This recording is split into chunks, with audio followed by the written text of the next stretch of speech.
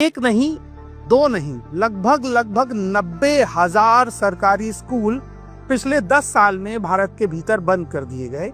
वो भी इस ड्रामे के साथ कि इस देश की शिक्षा व्यवस्था को और बेहतर बनाया जाएगा।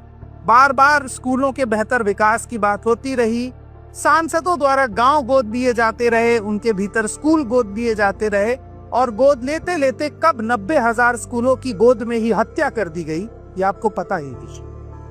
2014-15 में भारत के भीतर लगभग 11,07,101 सरकारी स्कूल थे, जो अब 10,17,660 हो गए हैं। यानी लगभग 90,000 सरकारी स्कूलों को पूरी तरह से बंद कर दिया गया है। इसमें मध्य प्रदेश सबसे आगे है और उत्तर प्रदेश भी उसको बराबर की टक्कर दे रहा है।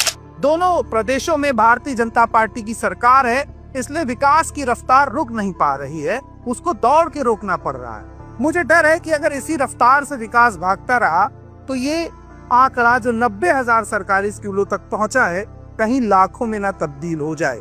ये सरकार स्कूल तो बंद कर रही है मगर शराब के ठेके खोलती जा रही है। ये सरकार स्कूल तो बंद कर रही है मगर मंदिर बनाती जा रही है। ये सरकार स्कूल तो बंद कर रही है मगर प्राइवेट स्कूलों को खोलती जा रही है। प्राइवेट स्कूलों की संख्या में लगभग 15% का इजाफा हुआ है।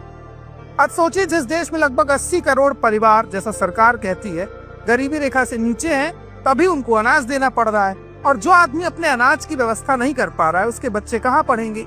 सरकारी स्कूलों में पढ़ेंगे। अब आप सरकारी स्कूल बंद कर दीजिए तो उसके बच्चे पढ़ेंगे ही नहीं। ये पढ़ेंगे नहीं तो सवाल नहीं करेंगे, सवाल नहीं करेंगे तो आप देश में अमृतकाल लाते रहेंगे और विज्ञापन पर अरबों करोड़ों को खर्च करके बताते रहेंगे कि मोदी जी विश्व के सबसे शक्तिशाली प्रधानमंत्री हैं, मगर उनके प्रधानमंत्री रहते हुए 90,000 स्कूल बंद हुए। ये उनकी सरकार पर एक कलंक है और एक सवाल है।